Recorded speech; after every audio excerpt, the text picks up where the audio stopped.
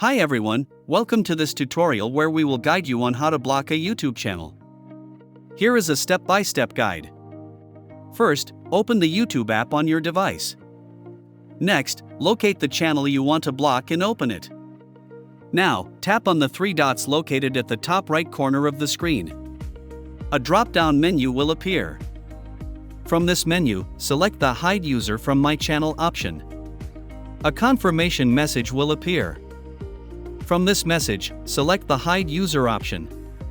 And that's it. You can also block a YouTube channel directly from a video on the YouTube homepage. To do this, simply tap on the three dots located next to the video title. A pop-up menu will appear. From this menu, select the Don't Recommend Channel option. This is how you can block a YouTube channel easily. Thanks for watching. If you enjoyed this video, please give it a thumbs up, subscribe for more content, and hit the bell icon to get notified whenever I upload. See you in the next one.